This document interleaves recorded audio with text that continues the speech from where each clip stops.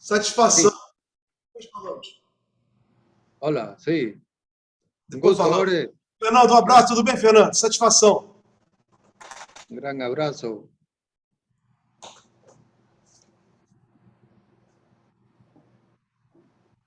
Podemos iniciar, doutora Eliane. Obrigada. Boa tarde a todas e todos. Para nós, mais uma vez, é uma grande satisfação e oportunidade que o Instituto dos Advogados Brasileiros nos concede, apresentando aqui, através da Comissão de Direito da Integração, em que nós presidimos, essa que vos fala, e o doutor Sérgio Santana, e dando continuidade às atividades que se iniciaram pela manhã, como o segundo Seminário Internacional da Comissão de Direito da Integração do Instituto dos Advogados Brasileiros, cujo tema é os desafios da integração regional latino-americana em tempos de retrocessos civilizatórios e crise humanitária. Pela manhã, nós tivemos uma mesa temática com o professor Carlos, da Claxo, e que nos trouxe argumentos e reflexões sobre a reorganização mundial na atual conjuntura geopolítica internacional. E, dando continuidade ao nosso seminário, abrimos o segundo painel, cujo tema é Lawfare e as estratégias para a desestabilização das democracias na América Latina. Neste painel participam, como convidado palestrante, o doutor, nosso estimado amigo Miguel Calderon, e o professor Miguel, ele é da Universidade da Costa Rica, um grande mestre que vem também atuando dentro dessas temáticas e também faz parte de várias redes intelectuais em que há essa produção de conhecimento e debate sobre a integração latino-americana. Como debatedor, nós temos o doutor Jorge Folena, nosso companheiro também da Comissão de Direito da Integração, da Comissão de Direito Constitucional, e também faz parte da diretoria do Instituto dos Advogados Brasileiros. Nosso visitante também, que será um dos preletores no próximo painel, o doutor Fernando Almeida, que é da Universidade Federal Fluminense, que também nos abrilhanta aqui com a sua presença. Nesse momento, eu quero dar as boas-vindas a todos, desejando que seja um excelente debate, que seja produtivo, que venha somar e nos colocar mais empenhado nessas reflexões e também nas ações a respeito desse cenário que nós estamos vivenciando. Eu gostaria, então, de passar a palavra ao doutor Folena, nosso debatedor, e que irá também presidir esse painel. Doutor Folena.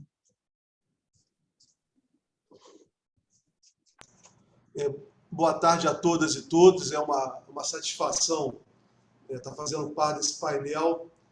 Primeiro, ter sido convidado aí pela Eliane, pelo Sérgio, para estar aqui. E tema de uma importância muito grande a questão da integração latino-americana, e, particularmente, nesse painel, nós tratarmos a questão que nós, aqui no Brasil, vivenciamos recentemente, estamos vivenciando ainda, que é a questão do lawfare. Os efeitos do lawfare estão aí, com a Operação Lava Jato, tudo que ela causou de mal para o país.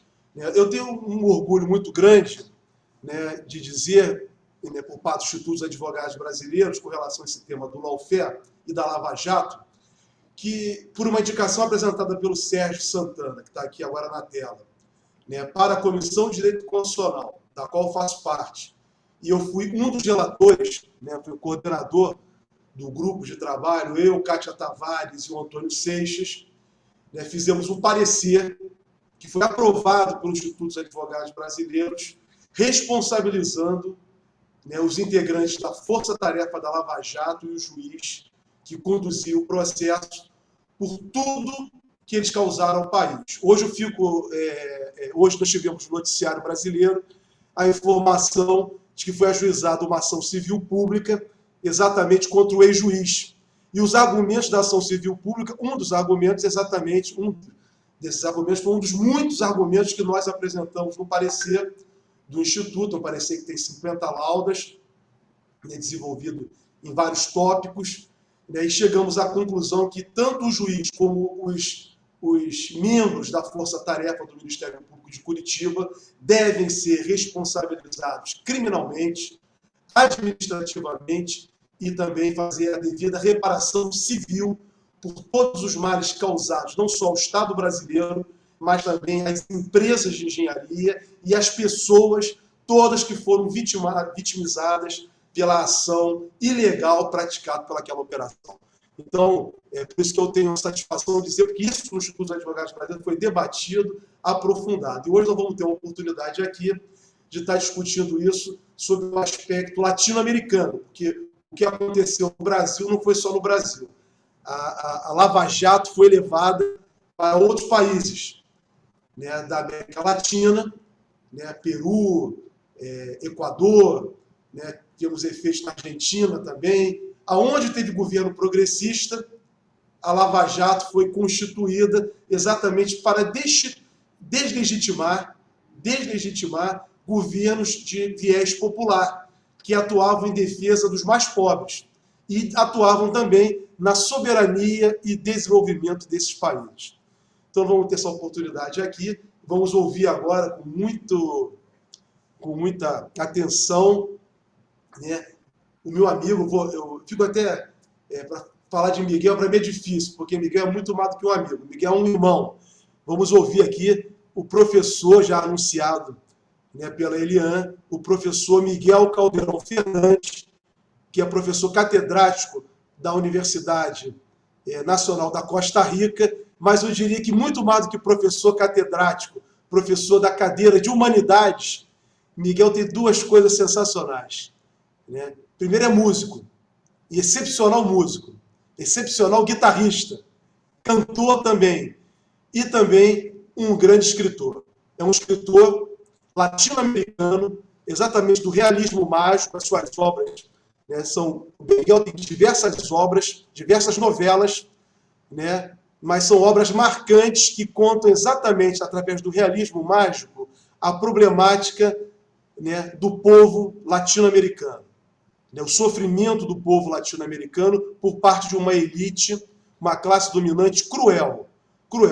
Né? O livro de Miguel, todas as obras de Miguel me tocam muito, mas tem o Mortos que Nunca Morrem, que eu acompanhei exatamente, né, o nascedor dessa obra. Eu, talvez tenha sido, fui o primeiro a ter na minha casa guardado comigo a primeira anotação à mão do Miguel desse livro, né, que para mim o título é fantástico e a obra é magnífica, né, que é exatamente sobre a Nicarágua, né? Então, Mortos que Nunca Morrem.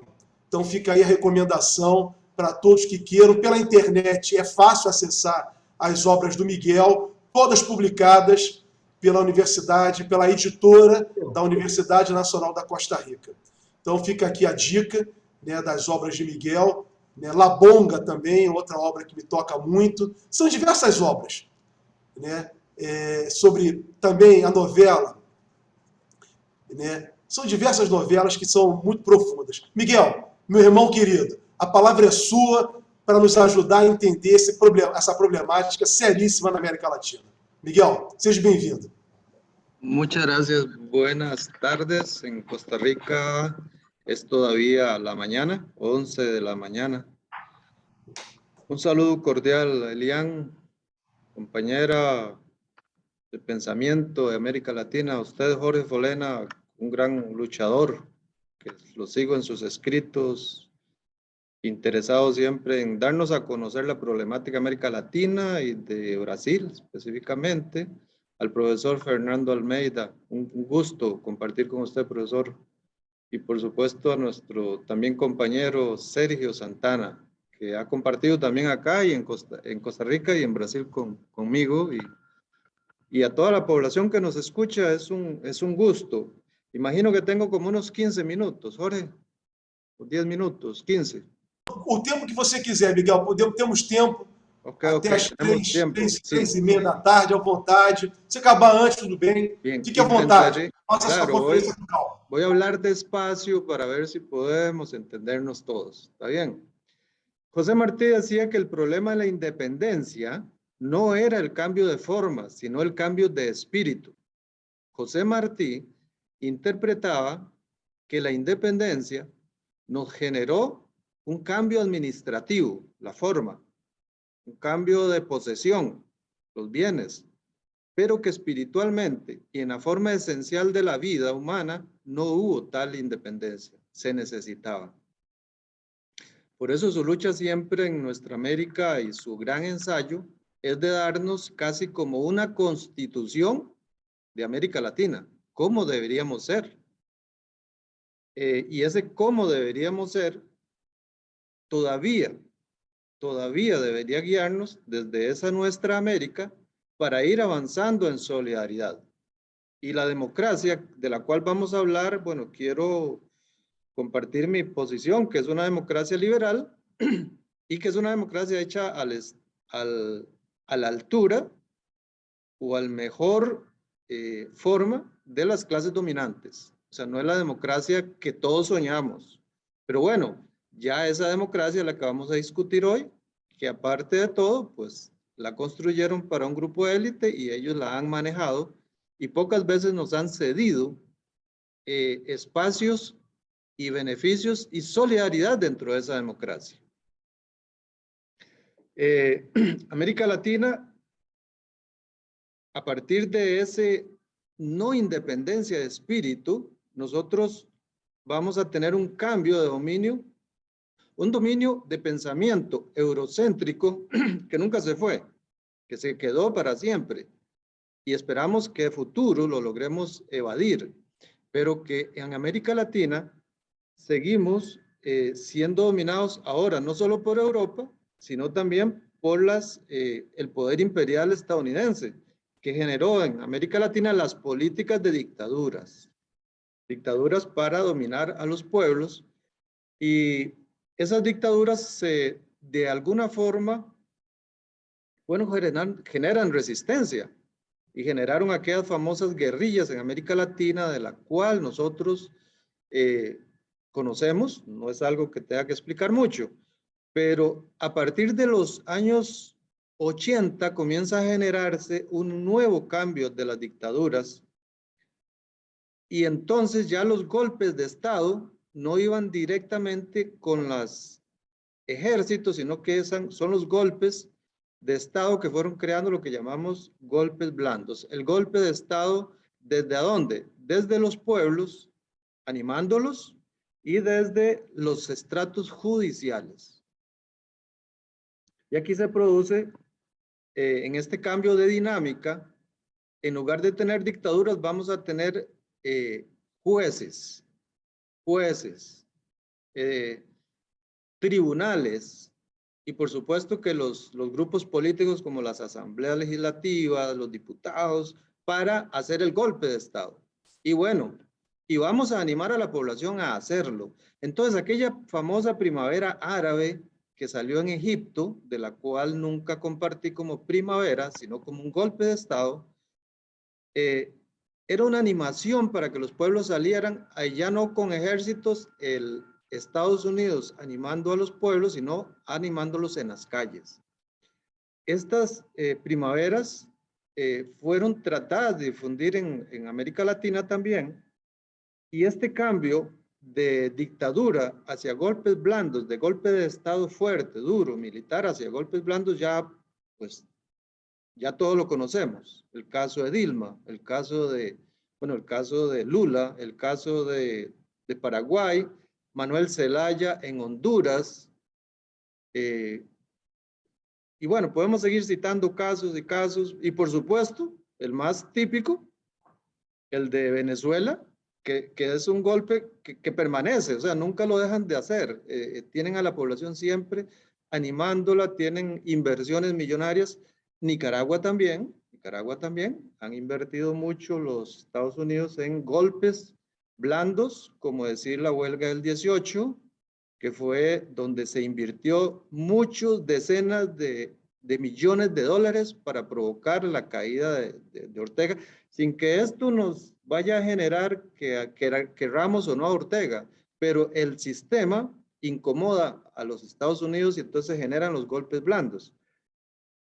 Y este control, este cambio de dictaduras y este cambio de guerrillas que se empieza a generar en el 1980 en adelante, recuerden que ya en el 90 Centroamérica no tiene guerra, en el Perú, por allá hicieron otras cosas, en Brasil también, en todos los lugares, en Colombia terminaron hace poco. Entonces, se genera otro tipo de intervención y esa la vamos a ir hablando más adelante, que es la intervención de la droga. Metieron imperios de droga en América Latina para poder ellos entrar con los ejércitos, bases militares y entrar con, incluso hasta países como Costa Rica tienen armamentos y lanchas, barcos y aviones para controlar la droga. Otra forma de entrar a América Latina con la droga. Y con la droga también tienen este control político porque involucran a los jueces, a los diputados, a los presidentes, y entonces el golpe aquel militar se cambió de dirección. Este control político llega a continuar con las riquezas naturales. ¿Cuál es el objetivo? Bueno, uno de los tantos es tener el control de la riqueza natural. Por eso, las declaratorias de patrimonio mundiales de la humanidad. El Amazonas quieren declarar cualquier fuente de riqueza natural, la declaran patrimonio mundial. Y este patrimonio mundial es la reserva que ellos están guardando para futuro. O sea, ya no somos dueños ni siquiera de nuestras reservas naturales. Y ahora son patrimonio mundial. Y en Costa Rica igual. Y en todos los países igual. Entonces ellos van reservándose con la venia de las Naciones Unidas y con nuestro propio pensamiento eurocéntrico de aceptarlo, que ellos van a ser los dueños de estas reservas. Ya no somos dueños de ningún río, de ningún bosque, porque ellos se hacen dueños de esto. Lo que llaman los patrimonios, las reservas naturales, algo que todas estas intervenciones militares y de control de la mente y también con la droga lo hacen, es provocar el dominio de las fuentes de agua más importantes de América Latina, que es el acuífero Guaraní, en la triple frontera Brasil, Paraguay, Argentina, bueno, y a veces un poco otros países, pero que puede llevar a mantener a la población mundial durante 200 años. Agua dulce, agua que se puede utilizar. Ya hicieron en Libia la guerra que les generó el acuífero más grande del mundo, el acuífero de Nubia.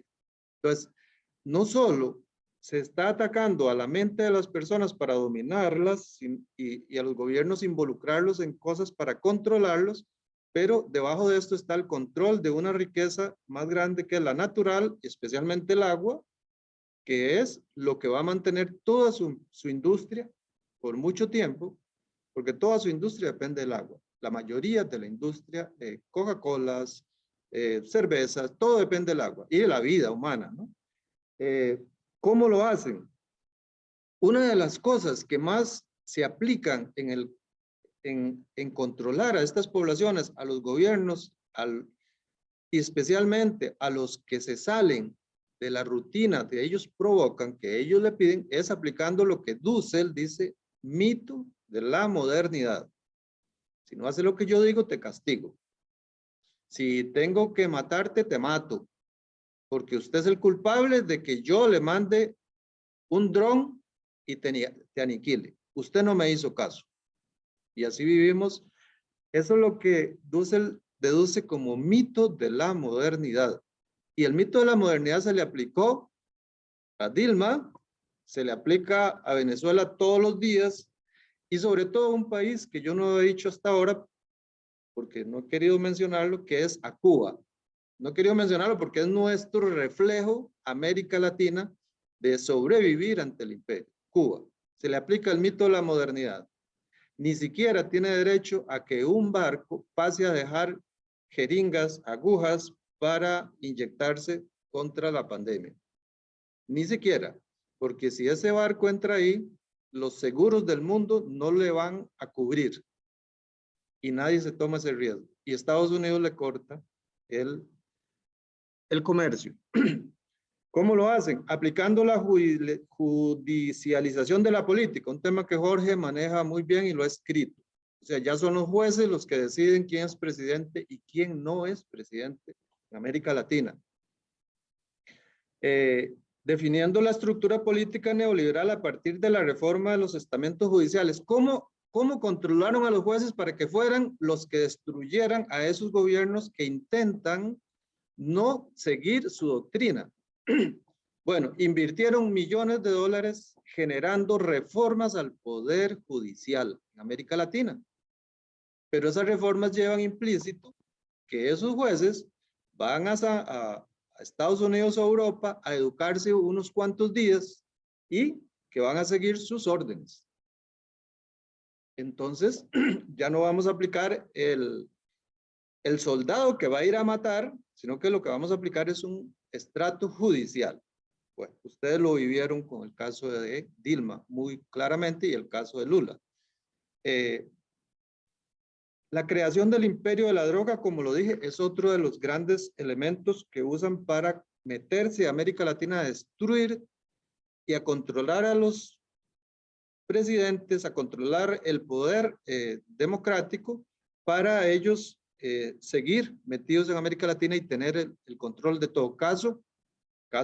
Bueno, México, donde iniciaron uno de los poderes de la droga, creando desde los 80 un personaje importante que se llamó Caro Quintero, con capital del gobierno mexicano y con capital o con la venia del gobierno mexicano y de Estados Unidos. Ambos crearon ese imperio.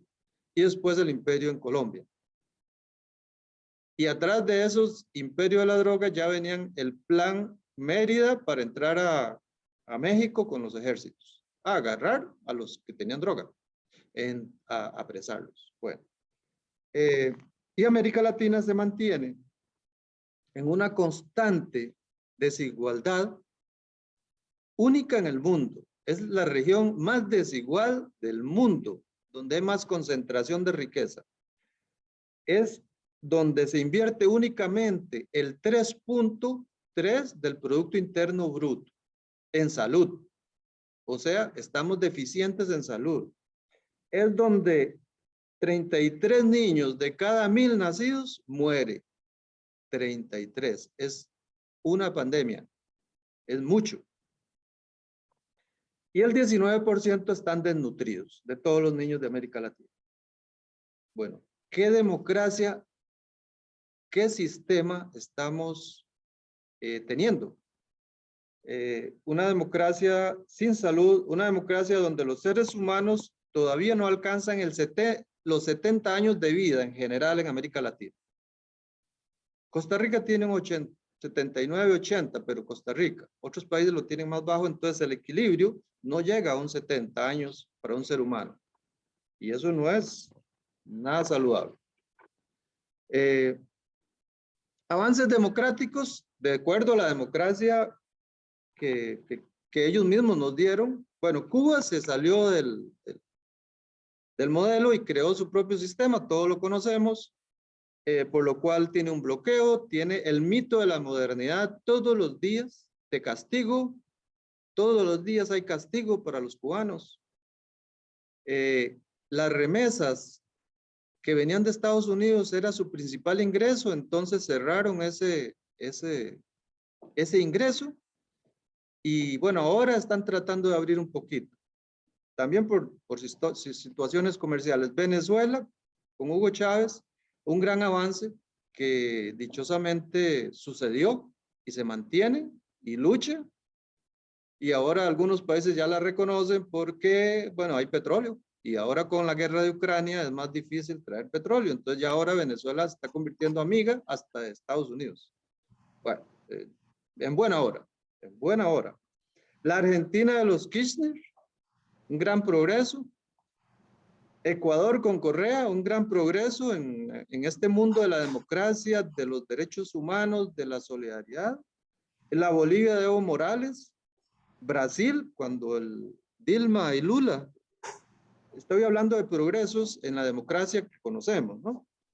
Y Paraguay, que duró muy poco porque echaron al presidente y no quiso pelear, él no quiso oponerse, aceptó el castigo de la modernidad, el mito de la modernidad lo aceptó como sacerdote, como si fuera un siervo de Dios, no peleó.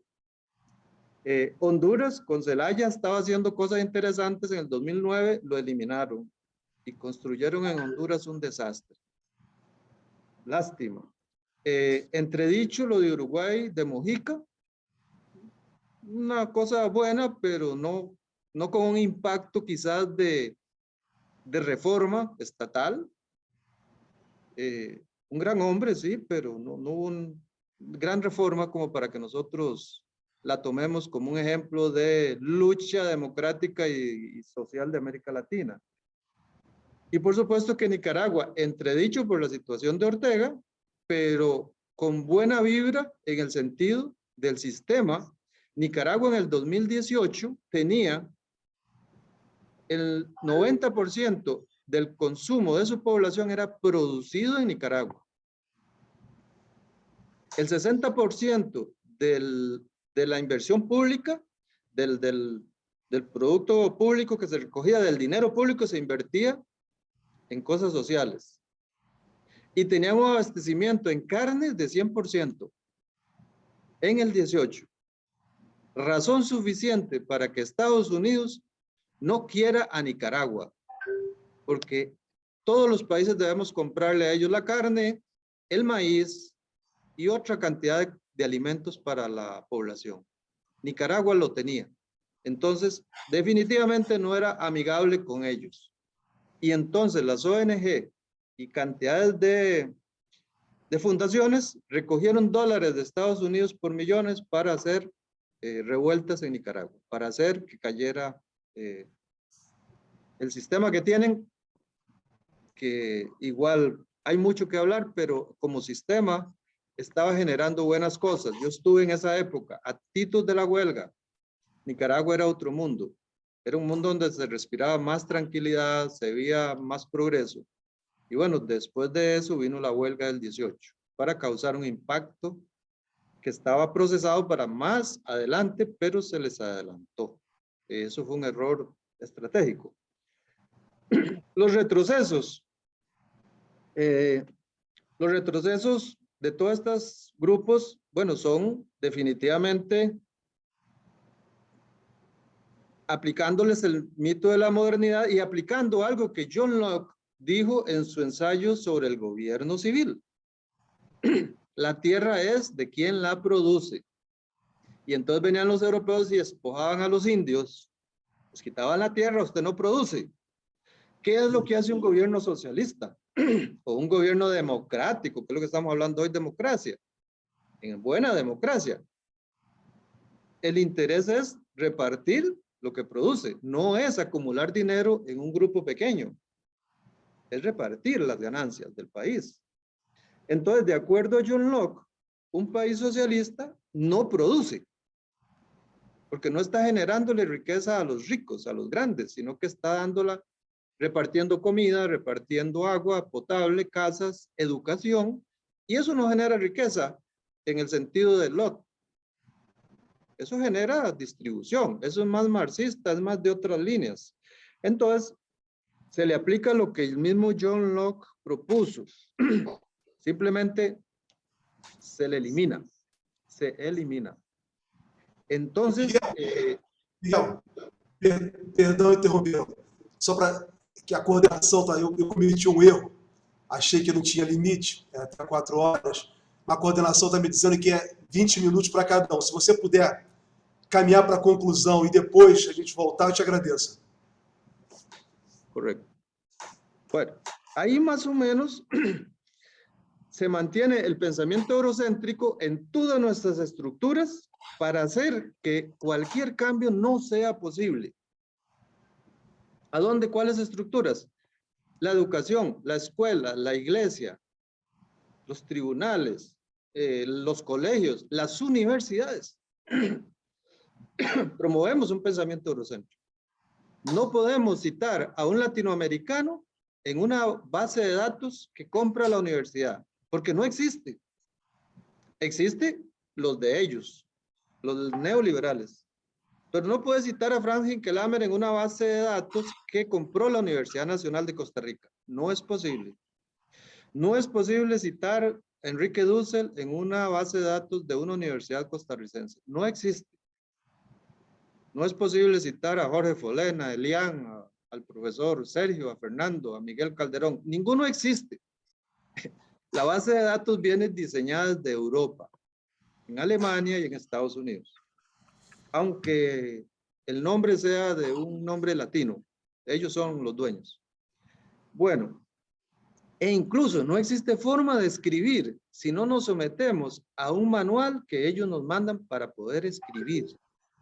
Y si no citamos en nuestras escrituras a ciertos autores, no vale. No vale.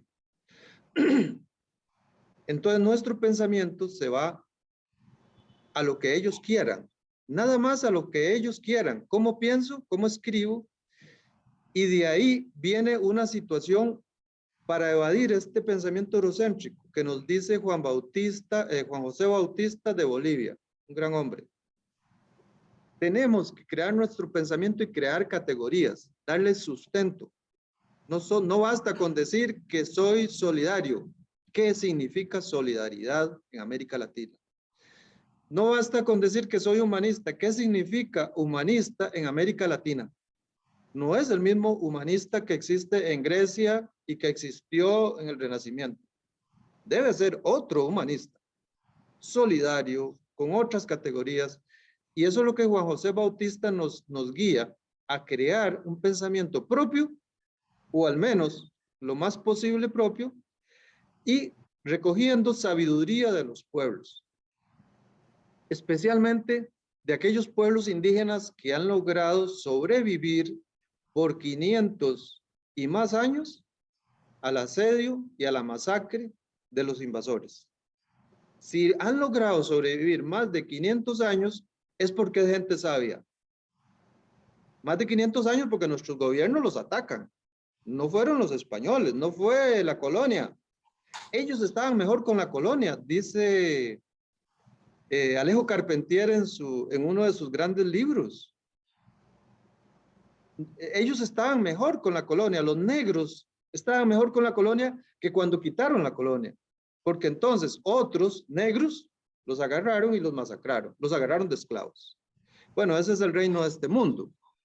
Pero además Alejo Carpentier nos dice en una de sus obras, el señor presidente, nos hace un relato donde la esposa de un médico le dice, usted puede practicar con los indios y no echa a perder nada, en otras palabras. Pero yo quiero ser costurera y echo a perder la ropa, pierdo plata. En cambio, usted médico puede practicar con los indios. O sea, el indio como un animal menos. Bueno, ellos han sobrevivido. Entonces dice Juan José Bautista, si ellos han sobrevivido tantos años, hay mucha sabiduría escondida en esa población que nosotros debemos usar para nuestro pensamiento. ¿Qué tipo de sabiduría vemos a simple vista? La protección de la naturaleza. La protección de la naturaleza. Para citar una, ¿cuál es nuestro problema número uno en este mundo? Ahorita, según Ignacio Ramonet, nuestro problema, cambio climático, número uno. Segundo, migraciones. Tercero, el tercer problema del ser humano en este momento, dice, la robótica, la tecnología. ¿En qué sentido? En el sentido de sustituir al ser humano por un robot, por una máquina. Entonces, nos quedamos andando por el mundo sin trabajo, sin alimento, y un robot sustituye a aquel ser humano, pero no para que el ser humano viva bien, no, es para que no le paguen al ser humano para que compre su comida. Entonces dice que es el tercer problema del mundo, de los humanos, la tecnología. Aunque estemos usando ahorita esta tecnología a favor nuestro, se refiere a la tecnología de sustitución del ser humano por una máquina, que ya lo hay bastante. Bueno, entonces voy cerrando ahí. La universidad es cómo ¿cómo logran ellos debilitar para que las democracias no crezcan? Sean más destruidas las que existen y sean... Bueno, una de las cosas es debilitando la educación, que además está en sus manos. Pero bueno, si es pública, mejor la quito y dejo privada. Entonces empiezo a generar a nivel universitario una educación privatizada. Ahorita tenemos el 53% de los estudiantes de América Latina son de universidades privadas. 53. Somos la región más privatizadora de la educación superior. América Latina. ¿Y por qué somos los más privatizadores? ¿Por qué somos los más desiguales? ¿Por qué somos donde ha habido tanta revuelta democrática? Bueno, porque somos el continente más rico del mundo, uno de los más ricos, quizás el más rico, con más recursos naturales. Entonces, vamos a controlarlo. Ok. Ahí vamos a tener nuevas imágenes que nos van a ir generando que nos recuperamos de nuevo un poco en la democracia. Argentina, medianamente, pero está a nuestro favor. Ahora un gobierno. Está el caso de Nicaragua que se mantiene. Está el caso de Cuba, sigue vigente. Está el caso de Bolivia que se recupera de un golpe de Estado. Está el caso de Brasil que esperamos el regreso de Lula. Y el caso de México, y aquí cierro, que pide, México pide reactivar y darle fuerza a la CELAC, la Comunidad de Estados Latinoamericanos, creada también en México, pero que albergaba a Venezuela y a todos estos gobiernos sociales. México está trabajando esa parte. Y esperaríamos el regreso de UNASUR, la fortaleza de UNASUR, una vez que ojalá llegue Lula y se arme un grupo fuerte alrededor de todos estos gobiernos democráticos, más democráticos que los otros, que nos genera un poquito de bienestar social. Bueno, esa sería mi intervención y decir que volvemos a nuestro pensamiento martiano de nuestra América. Y es necesario volver a ese pensamiento. Muchas gracias, Miguel. Un placer. Gracias a ustedes por invitarme. Olha, quero anunciar aqui na sala, entrou no início, logo no começo da fala do Miguel, né, o nosso segundo convidado aqui dessa tarde, que é o magnífico reitor da Universidade do Estado do Rio de Janeiro, da UERJ, professor Ricardo Lloyd. Professor, satisfação recebê-lo aqui conosco. A palavra é toda sua, para nos ajudar a pensar sobre essa problemática. Bem-vindo. Boa tarde a todas e todos. Quero agradecer ao honroso convite do IAB para estar aqui debatendo esse importante tema. Saudar o doutor Jorge Folena. Saudar o nosso, após a palestra dele, fica muito mais fácil falar desse tema pelo brilhantismo, pela vastidão com que analisou essa temática. Cumprimentar a doutora Eliane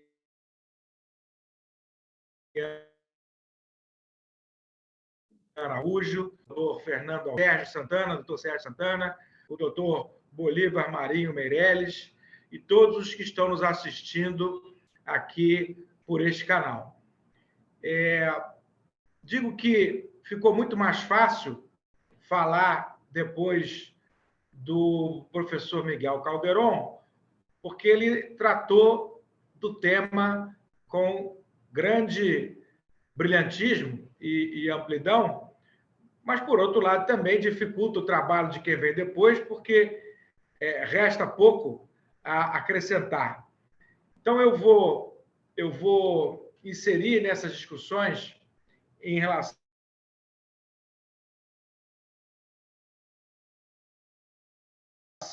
aos obstáculos que os países de desenvolvimento, em relação ao lawfare, fazendo um paralelo do que ocorreu e vem ocorrendo no Brasil com essas ideias que o professor Calderon bem expôs aqui para todos nós. Inserir essa discussão no contexto na fase atual do neoliberalismo, que já está completando no poder 43 anos, e desde a Revolução Neoliberal, com Reagan e Thatcher, o que nos já permite, depois de tanto tempo, fazer algumas análises dos seus resultados, notadamente quanto ao crescimento da desigualdade social. E perceber que, no período anterior ao neoliberalismo, ou seja, há 40, 50 anos atrás, a América Latina tinha uma posição global que estava, por exemplo, na frente da Ásia. Situação essa que se inverteu completamente.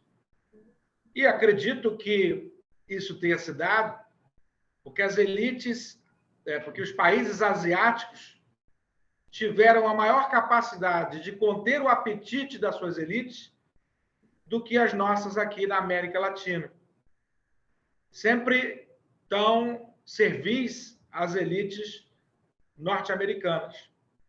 Até mesmo quando isso não interessava ao próprio desenvolvimento do capitalismo nacional.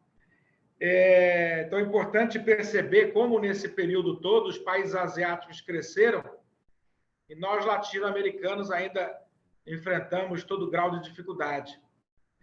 Acho que eles foram mais habilidosos em conter o apetite de suas elites e impedir que os interesses das elites transnacionais prevalecessem sobre os dos próprios cidadãos asiáticos. E nesses 40 anos, 43 anos de neoliberalismo, nós temos, a meu ver, 3 fases diferentes. A primeira fase, que eu chamo de fase doutrinária, ali pelos anos 80, justamente com seus fundadores, Reagan e Thatcher, o Estado Social ainda apresentava bastante robustez e, apesar da agudeza retórica dos seus proponentes, nem todos os avanços foram possíveis e nem se conseguiu fazer um domínio global como posteriormente se revelou. Nos anos 90, nós aí sim temos uma ampliação territorial do neoliberalismo que passa a ser adotado em praticamente todo mundo civilizado, todo mundo, ou melhor dizendo, todo mundo ocidental, e nós encontramos até mesmo partidos mais ligados ao Estado Social e à social-democracia, a implementação de medidas importantes para a ascensão dessa segunda fase do neoliberalismo, que eu chamaria de fase democrática, entre aspas, porque foi a fase onde o neoliberalismo procurou conviver com a democracia, com os direitos humanos, e se falava em fim da história, com o triunfo do capitalismo. Essa segunda fase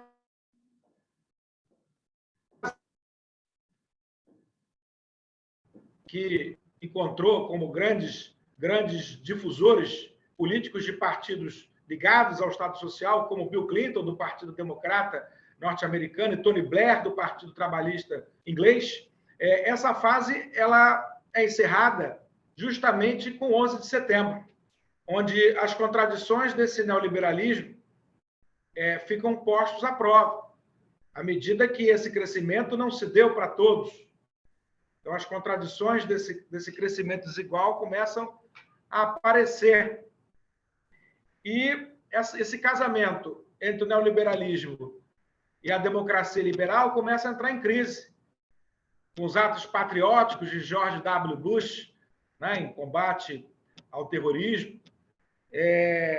Passamos também pela crise financeira mundial de 2007, 2008, onde muitos apressadamente alegaram o fim do neoliberalismo, com o Estado Nacional injetando recursos para salvar o setor financeiro.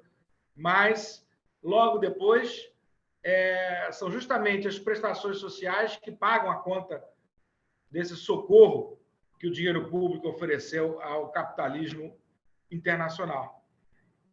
E aí eu designo esse momento já no século XXI, terceira fase do neoliberalismo no poder, que é a fase autoritária, dessa ruptura do neoliberalismo com a democracia liberal.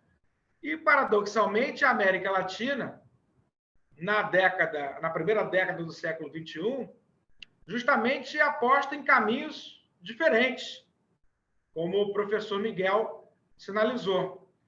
Acho que, muito talvez, pelos resultados que o neoliberalismo apresentou, por exemplo, na Argentina, de Menem e de Cavallo, levando a uma crise política, social, econômica sem precedentes, que levaram o neoliberalismo às últimas consequências, deixando uma lição para todos os países da região que, a partir dos anos 2000, começam a trilhar caminhos diferenciados a partir dessas experiências progressistas sinalizadas pelo professor Miguel.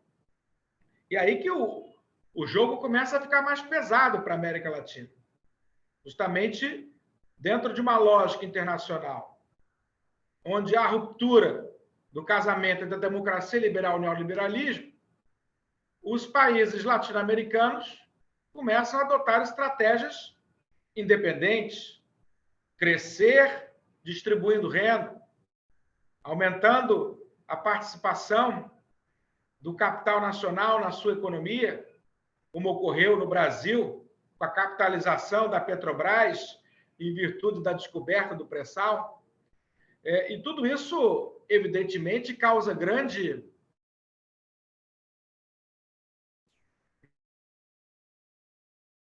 contrariedade do capital internacional. Passados alguns anos da instauração da Operação Lava Jato, e hoje tivemos a notícia que o Poder Judiciário recebeu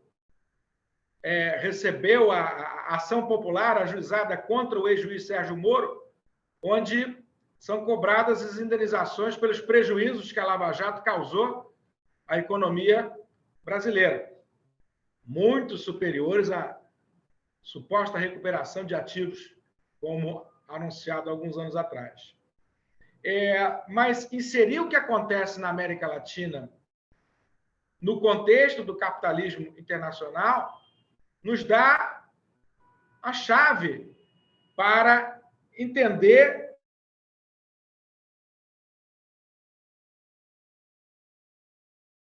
o desenvolvimento do que está acontecendo. A leitura de um livro que foi recentemente traduzido aqui no Brasil, Arapuca Estadunidense, do Frederic Pierrucci, que era CEO da Aston, francesa, e que se viu, de um dia para o outro, quando vinha de Singapura com a escala nos Estados Unidos, preso pela polícia norte-americana e passando por um drama kafkaniano.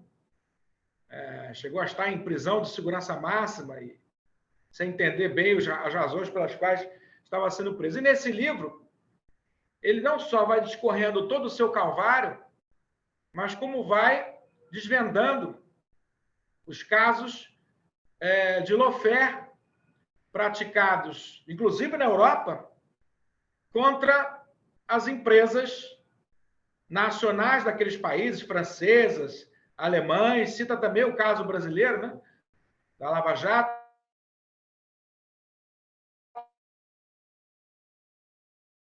Mas como a produção de leis de combate à corrupção se tornaram um juízo universal. A polícia do mundo, na verdade.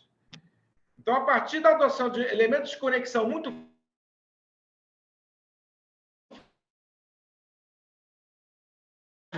como a comercialização das ações de uma empresa estrangeira na Bolsa de Nova York, adotar uma competência para julgar essa empresa estrangeira e os seus agentes.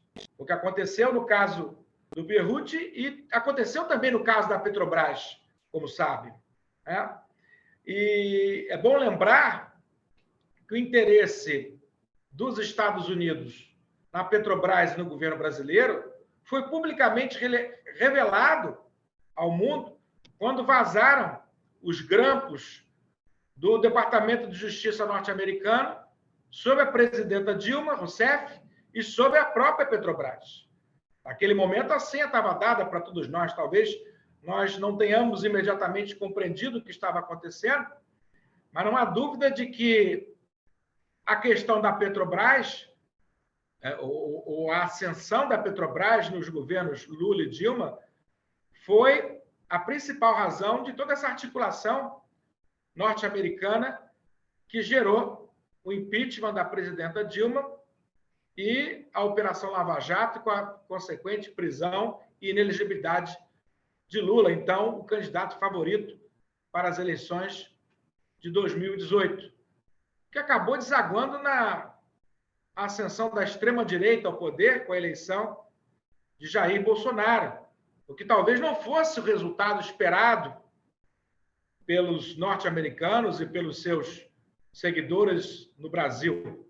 Talvez tenha ido além do que esperavam, porque elegeu-se um candidato completamente despreparado até para levar a efeito os projetos privatistas norte-americanos, porque a linha sempre foi essa: primeiro privatizar, depois entregar ao controle norte-americano. Foi o que aconteceu com a Alstom, que hoje foi comprada pela General Electric a partir do processo descrito neste livro Arapuca estadunidense. Na versão brasileira, na tradução brasileira, ganha um subtítulo que é a Lava Jato Mundial.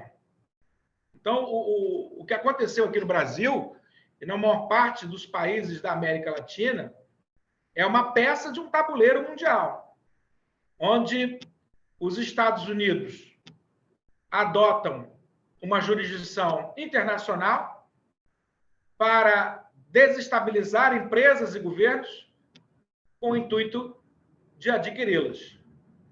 O resultado disso, no caso do livro que eu citei, foi o controle norte-americano sobre toda a área de energia nuclear da França, colocando em risco a própria segurança nacional daquele país, hoje absolutamente controlada pela General Electric. E aqui no Brasil, hoje já se sabe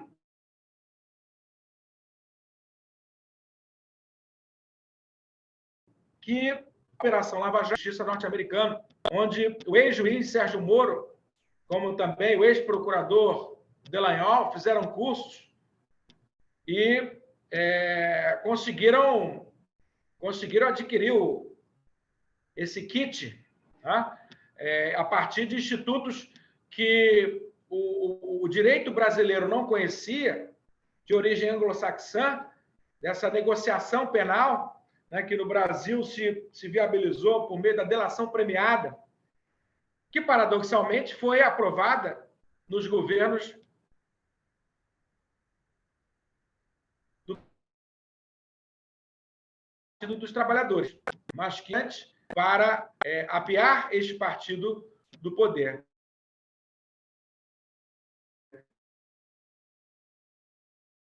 Vimos também que operações eram praticadas com traços de criminalidade, porque esses agentes públicos, com o intuito de atingir o seu objetivo, qual era o objetivo? Era chegar ao Lula, exigiam do depoente, a essa altura ameaçado na sua liberdade pessoal e também da sua família, com penas que superavam a expectativa de vida de cada um deles, a confessar o que quer que fosse. E hoje nós temos aí, publicamente reconhecido, como no caso do Léo Pinheiro, a delação que foi forjada com o intuito de incriminar o ex-presidente Lula. Então, na verdade, outro dia me perguntaram, mas você acha que a delação premiada é um instituto que já nasce viciado ou foi mal utilizado por essa quadrilha denominada Lava Jato, uma verdadeira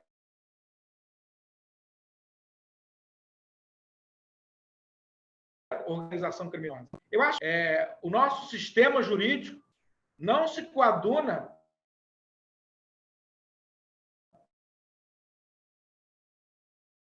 com o Instituto, onde a condenação de um réu passa pela delação de alguém que tem interesse pessoal no que está sendo delatado e, muitas vezes, como nós vimos na experiência prática, completamente dissociado de lastro comprobatório.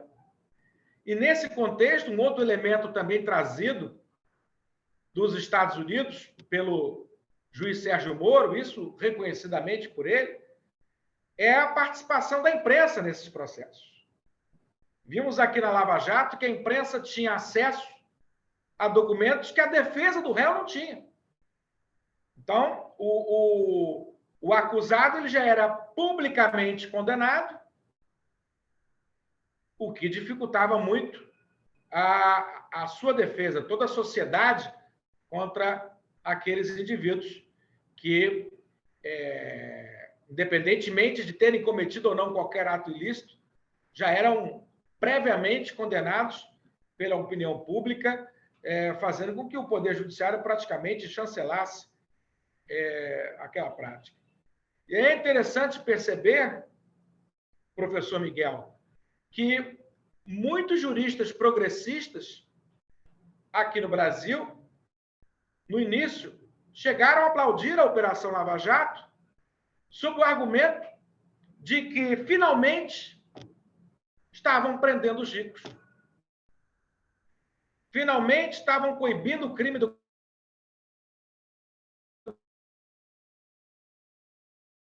branco.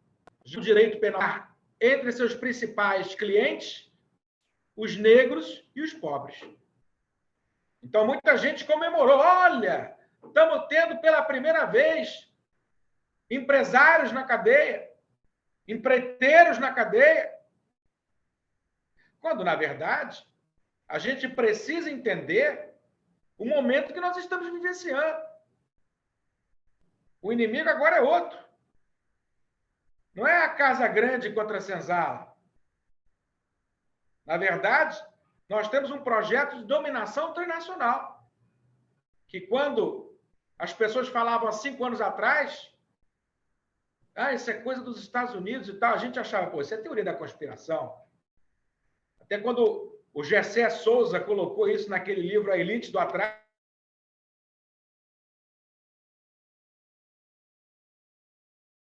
eu me falei, caramba, agora o Gessé foi longe demais. Por quê? Porque não tinham as provas, né? A gente está forjado nesse entendimento que acusações têm que ser lastreadas por provas. Mas hoje a gente sabe disso. Hoje essas informações estão disponíveis para a opinião pública. E se prendiam a burguesia nacional, se prendiam os empresários brasileiros, é porque, neste momento, eles eram os obstáculos à dominação norte-americana. Não é à toa que a Operação Lava Jato se circunscreveu a setores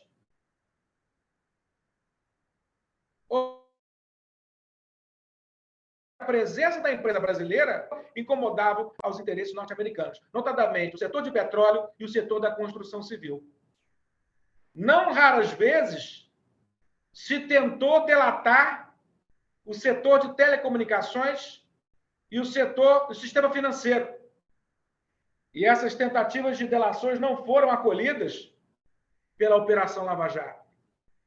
Então, é muito emblemático hoje, é muito fácil ligar todos esses pontos, entender exatamente o que aconteceu no Brasil, quando a gente olha exatamente o que aconteceu no exterior. Na América Latina, na Europa, tudo dentro de um projeto de dominação das empresas nacionais, estatais ou privadas, pelas empresas norte-americanas. Então, o governo dos Estados Unidos ele se tornou um agente, e aí, infelizmente, pouco importa se estamos diante de um governo republicano ou democrata, esse papel tem sido cumprido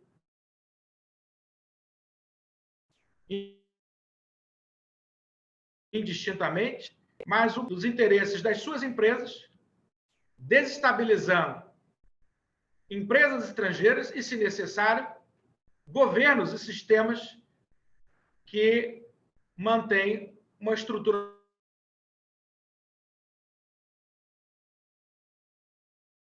normativa que protege essas empresas. Como foi é possível privatizar a Petrobras sem afastar o governo?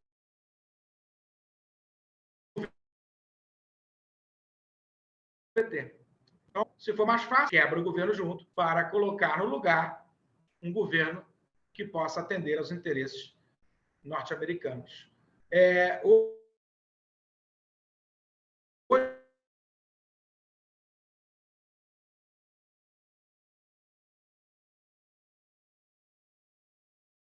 Hoje, a gente fala em público, tem provas que casam exatamente com histórias semelhantes que ocorreram em outros países.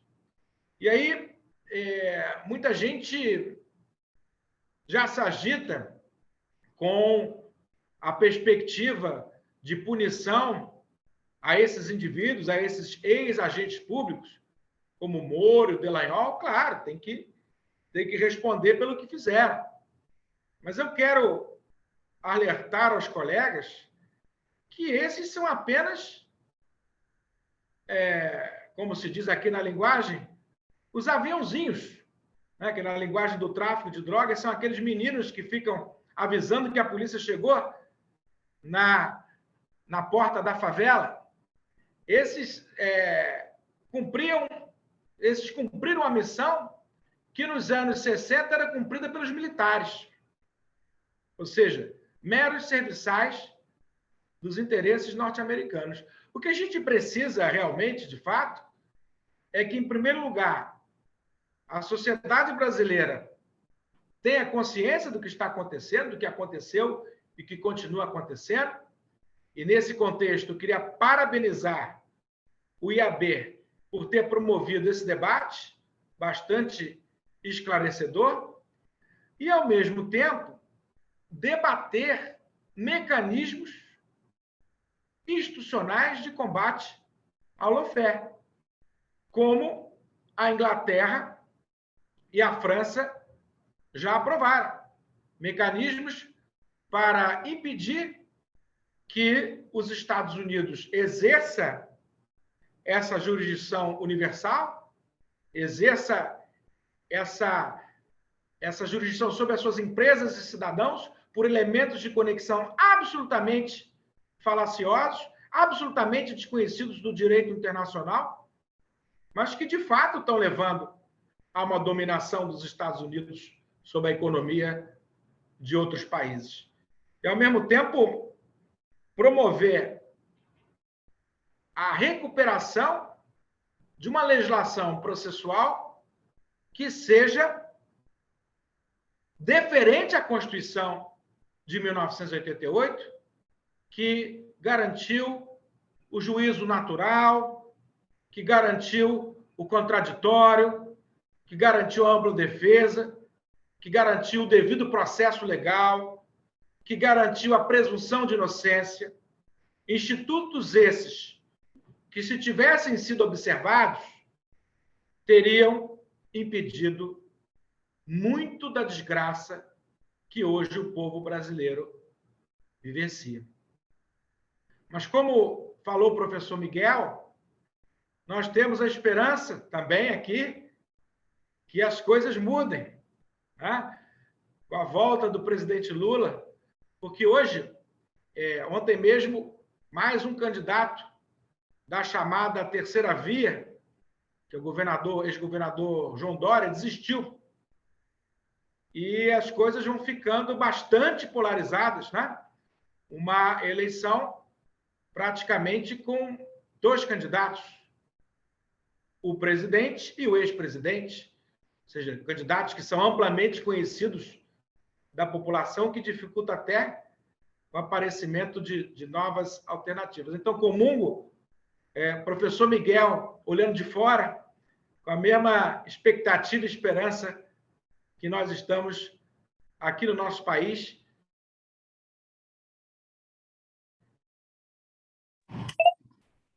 para finalmente virar essa página que o nosso país vivencia com a ascensão da extrema-direita de todo o nosso sistema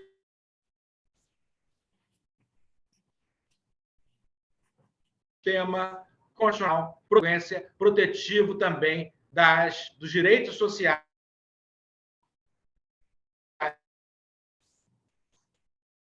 do povo brasileiro. Essa é a nossa expectativa, agradeço de todos vocês. Muito obrigado. Muito obrigado, Ricardo Lloyd, pela sua conferência aí, realmente muito ampla, como a do Miguel também, né, nesse tema tão importante. Coube-me aqui a atribuição de ser o debatedor, e aí ele me estendeu, além de debatedor, também ser um mediador. Então, estou aqui, né, fazendo esse duplo papel. Olha, como a palestra dos dois, quer dizer, e o tema também, né, a questão do lawfare, traz para nós, né, exatamente a partir da fala tanto do Miguel Calderon como do Ricardo Lloyd, né, uma sensação muito clara de que alguma coisa está errada. Alguma coisa está errada. Está errada dentro do sistema, porque essas ações repressivas que estamos vendo na América Latina, e o Ricardo Lloyd citou, inclusive, também na Europa, né, é a revelação de que algo está errado. E aí vem a repressão. Né? Dão o nome de lawfare, né, para essa questão, mas exatamente a partir daí que eu queria trazer, instigar para o debate, né, lembrar que no 18 Brumário, de Luiz Bonaparte, né, o Karl Marx colocou com muita clareza a seguinte frase, que eu peço licença para ler para todos. Os dirigentes mais importantes do proletariado na Assembleia Nacional caíram vítimas dos tribunais. Ou seja, esse tema não é novo.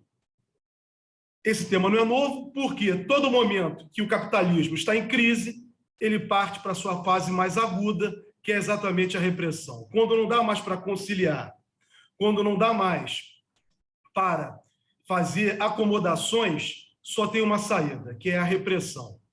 E o que nós vimos exatamente na América Latina, como citado pelo Miguel Calderon ou pelo Ricardo Lloyd, foram exatamente nos anos, na primeira década do século XXI, governos de tendência popular.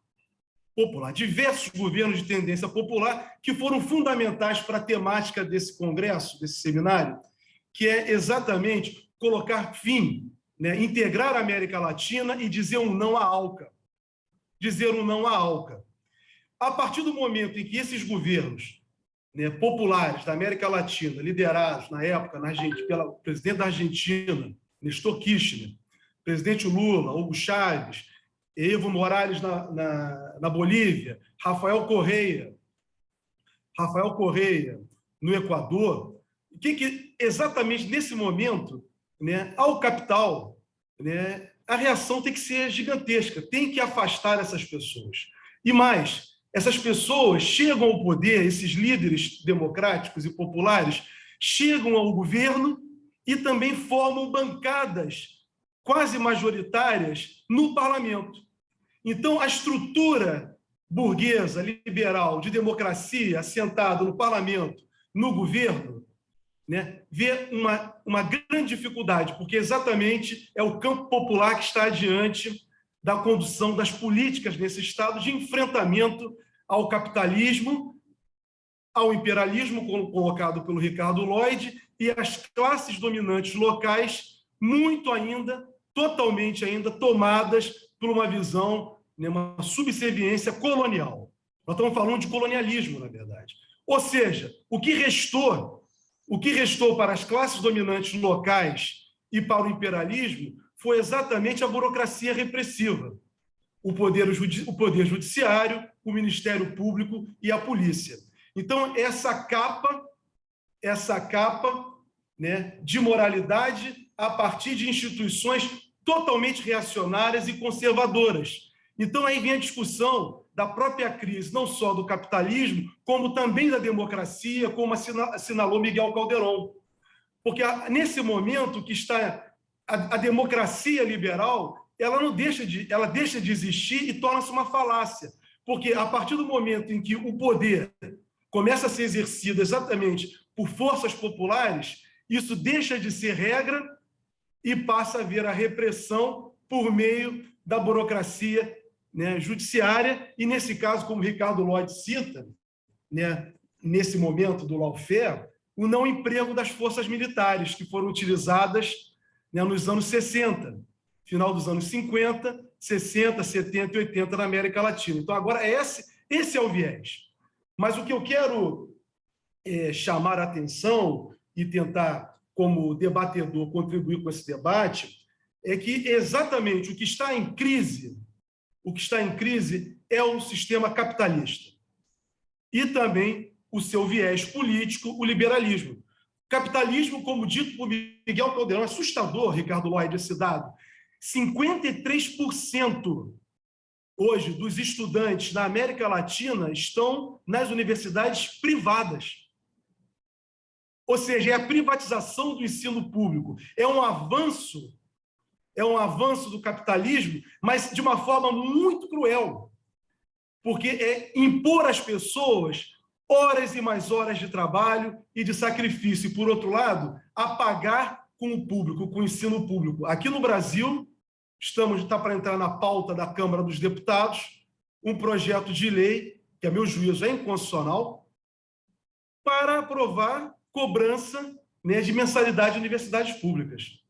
Então, quer dizer, esse é o drama, é um regime, um sistema que não dá, né, condições de vida para as pessoas e, por outro lado, né, dentro da sua estrutura política, ela se revela totalmente incapaz, né, virar uma mera retórica de que o poder é do povo, quando não é. O poder é exatamente controlado, né, por uma classe dominante nos diversos países da América Latina, da Europa, né, e muito cruel, porque exige um processo de exploração. E aí eu queria colocar também mais um ponto, né, exatamente, né, porque nós estamos no Instituto de Advogados e, diante dessa problemática latino-americana, é algo que o tempo inteiro se coloca, que eu vejo, gostaria até de vocês, agora repassando para vocês, né, saber a opinião de vocês, que é exatamente essa visão, né, exatamente liberal, de se construir uma tripartição de poder, a divisão de poderes. Uma divisão de poderes que só interessa à classe dominante, porque quando você tem o governo e o parlamento tomado por representação popular, né, esse chamado equilíbrio de forças, né, freios e contrapesos, ele age, por outro lado, né, por meio da burocracia, no caso, o Poder Judiciário. Por que digo isso? Porque exatamente no final do governo do presidente Lula, em 2009, 2010, aqui no Brasil, os meios de comunicação social começaram a inventar, né, a possibilidade repetida sistematicamente por ministro do Supremo Tribunal Federal. Na época, o presidente do tribunal era o ministro Peluso, de São Paulo, que dizia que o século XXI é o século do Poder Judiciário. É uma falsidade isso. Isso é uma falsidade. E o que foi repetido depois na gestão, né, do ministro Ricardo Lewandowski, infelizmente. E Lewandowski foi o ministro do Supremo Tribunal Federal que conduziu o processamento do impeachment da presidenta Dilma Rousseff. Ou seja, elevar um poder, politizar um poder, que é o Poder Judiciário, um poder que simplesmente deveria, dentro dessa estrutura burocrática, só dizer que está certo, que está errado nas relações da vida, a uma categoria de agente político, ao ponto de ter um golpe de Estado, rasgarem a Constituição contra uma presidenta da República, no caso da presidenta Dilma Rousseff, e o tribunal se omitir, é exatamente, né, a fragilização de um sistema capitalista liberal que não apresenta soluções.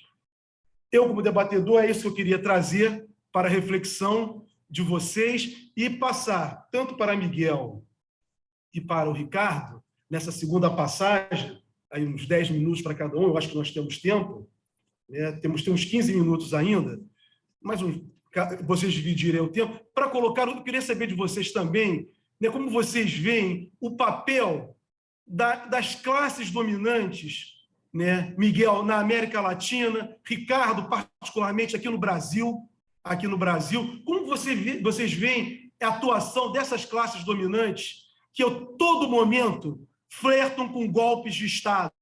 No Brasil, isso é uma regra. Todas as constituições brasileiras foram rasgadas por golpes de Estado. Inclusive, agora nós estamos comemorando o bicentenário da independência, com uma Constituição de 1824, que foi outorgada. Lembre-se, quero lembrar a todos, da Noite da Agonia, quando Pedro I fechou o Congresso Constituinte. Então, quer dizer, são classes dominantes golpistas. Como vocês veem isso? Miguel, depois Ricardo. E fiquem à vontade para crescer ou falar o que vocês quiserem. Bien, las clases dominantes en América Latina que tienen el poder económico, tienen el poder sobre la educación, sobre los tribunales de justicia, no tienen el poder en los parlamentos, y ahí hacen las leyes para que los pueblos no puedan salir a pelear a las calles. En Costa Rica ya es prohibido salir a la calle a pelear. Ellos generan esas leyes y en este momento tienen el poder y no les importa nada más. Teniendo poder, resuelven todo. Aquí la única solución para contradecir ese poder es usar el mismo poder, que no tenemos ninguno otro, de la democracia, de ir a votar, de ir a poner otras personas a gobernar, pero que esas personas hagan los cambios necesarios un poquito. O sea, en este momento no podemos llegar a América Latina a hacer cambios grandes porque nos provocan no dejan. Ellos tienen el poder y nos quitan a nuestros presidentes democráticamente elegidos por el pueblo. Entonces, casi que los cambios tienen que ser muy sutiles, pero sí deben haber cambios en la estructura de poder a partir de los parlamentos y a partir de nuestros presidentes y nuestros gobiernos populares. Porque si no hacemos ese cambio, simplemente termina y ellos siguen su trabajo. Ellos saben que vamos a tener un periodo nada más y después siguen el dominio. Esto es un pleito, esto es una lucha constante de lograr cambiar un poquito, porque ellos le van a dar aspiraciones a la población más elevadas de la que nosotros le damos.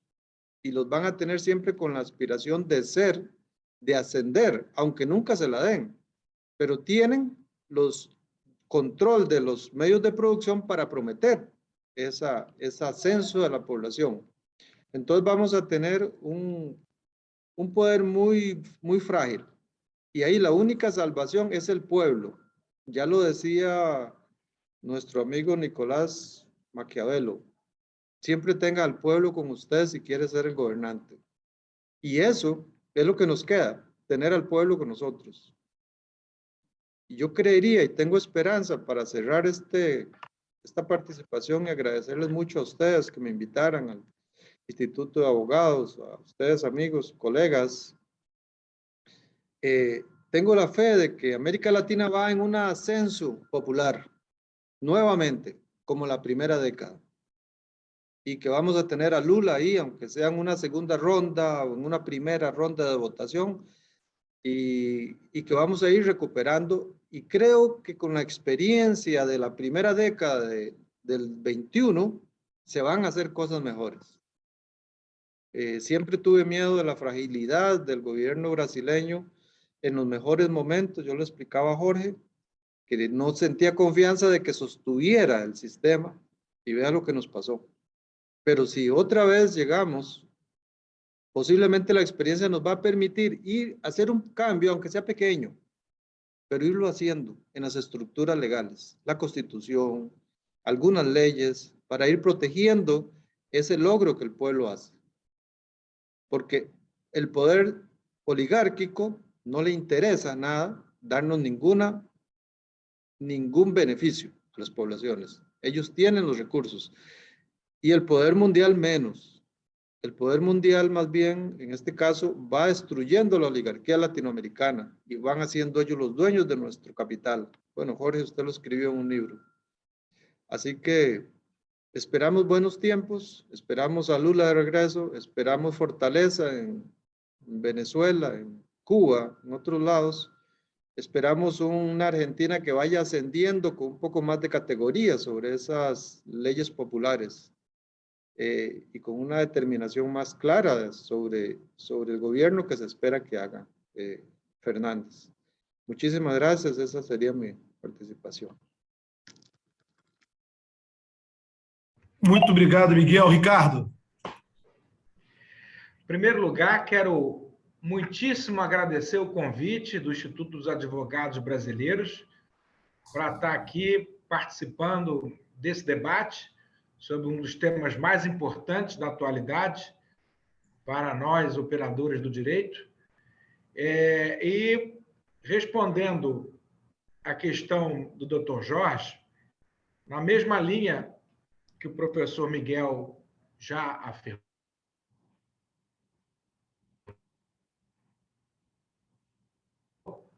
o problema das elites brasileiras que a integram, falta de um projeto nacional. Nós não temos, e eu vejo que nos dias atuais temos essa ausência em intensidade maior do que no passado. No passado, a gente ainda havia alguma contrariedade entre os interesses da burguesia industrial e comercial e do setor mais ligado aos bancos, ao setor financeiro ou ao comércio internacional. Na verdade, hoje as empresas brasileiras, e creio que as latino-americanas de forma geral, elas hoje não são mais pertencentes a cidadãos nacionais. Elas, em sua maioria, pertencem a fundos privados controlados por fundos financeiros compostos por cidadãos estrangeiros. Então, até mesmo a ideia de burguesia nacional hoje está fragilizada. A gente não tem nem com quem conversar aqui. Porque o que nós temos aqui no Brasil são gerentes de fundos financeiros proprietários das empresas nacionais. Isso se dá dentro de um contexto de crescente desindustrialização da nossa economia. Hoje nós fabricamos menos coisas do que fabricávamos há 20 anos atrás. Então, nesse contexto, não há mais qualquer contradição entre os interesses da burguesia internacional e da burguesia nacional, que a dominou completamente. A primeira dominou completamente a segunda. Há uma identidade de interesses que leva a soluções sempre de curto prazo, sempre comprometidas com a distribuição do bônus do final do ano, sem um projeto de país. Mas, como o professor Miguel, eu também sou um otimista. Acho que tivemos experiências muito positivas na década passada e acho que teremos a possibilidade de reproduzi-las, mas com mais sabedoria. E aí é sempre difícil, né? Assim, a gente olhar para trás e ver o que deu errado é fácil, né? O difícil é saber como agir daqui para frente. Porque, vejam, o presidente Lula foi um dos políticos mais conciliadores que o Brasil conheceu. E os mais à esquerda o criticam por isso, de ter conciliado com setores liberais e não ter avançado tanto quanto podia. Mas vejam, mesmo com essa conciliação toda, foi apeado do poder e preso injustamente 580 dias. Imagine se ele tivesse botado para quebrar. Então, é o que o professor Miguel disse. Nós temos que avançar passo a passo. E aí eu aproveito para responder algumas das perguntas aqui no chat. Isso.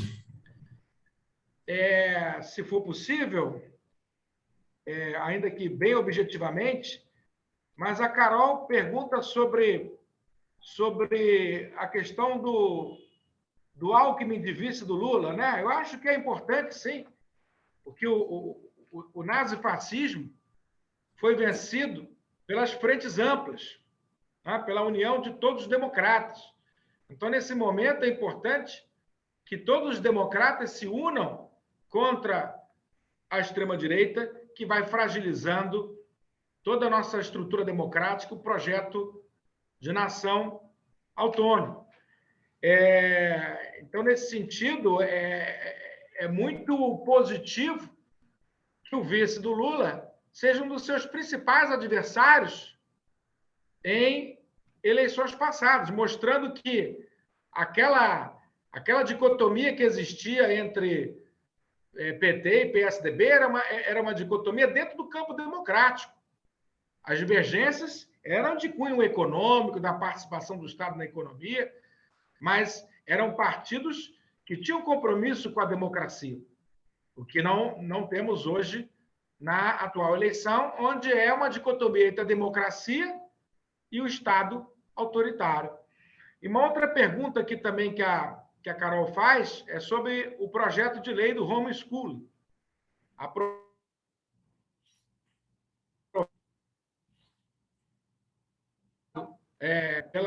Que nos injeta grande preocupação, porque desconsidera o papel da socialização como elemento essencial na educação. Acho que há vários problemas nisso. O doutor Jorge falou aqui também da emenda constitucional de cobrança de mensalidade em universidades públicas, o projeto também de tirar a criança da escola para deixar dentro de casa, além de esvaziar o papel socializador da escola, coloca as crianças absolutamente frágeis diante das violências que geralmente ocorrem no próprio lar. Quem denuncia, a criança só denuncia a violência que sofre no lar quando vai para a escola. A criança que não tem essa possibilidade fica completamente nas mãos de famílias que realmente não estão cumprindo o seu papel social. Então, é uma visão individualista exacerbada que fragiliza a própria ideia de sociedade, como, aliás, é da própria característica do neoliberalismo. É o neoliberalismo levado às últimas consequências no campo educacional. Bom, acho que eu tratei aqui de algumas questões que foram levantadas no chat, dentro do tempo que eu agradeço. Eu quero mais uma vez agradecer ao convite de estar aqui com você. Ricardo, agradeço. Eu ia te fazer essas perguntas, mas você já antecipou. Olha, quero agradecer a todos e todas que nos assistiram até agora. Religiosamente, estaremos terminando às 15h30. Exatamente, falta 1 minuto para as 15h30. Então, Sérgio Santana, cumprimos aí a meta de entregar o bastão para o próximo painel, que vai começar, convido todos a assistirem, que vai começar agora às 16 horas, de 16 a 17h30. A temática vai ser a América Latina e seu papel estratégico na geopolítica internacional. O professor Fernando Almeida vai ser um dos conferencistas, já está aqui na sala conosco. Bolívar Meirelles, meu amigo, também já vi que está aqui na sala também. O debatedor vai ser o nosso amigo Joicimar Tejo. E o moderador vai ser o Antônio Valber Muniz, que é professor, membro do Instituto lá do Estado do Ceará. Olha, quero agradecer a todos, agradeço o Miguel, agradeço o Ricardo, agradeço a toda a coordenação, todos os trabalhadores do IAD que nos ajudaram aqui, e fica aí o convite para às 4 horas estarmos todos juntos aqui para regressarmos. Tchau, tchau para todos e muito obrigado. Muito obrigado. A todos, tchau. Tchau, tchau. Tchau. Até já. Até já. Tchau, saludos, professor Ricardo também. Saludos. Tchau, Miguel. Tchau. Felicitações, Miguel. Un Chao, abrazo chao. para todos y todas. Un Abrazo. abrazo. Luego nos veremos. Tchau, tchau.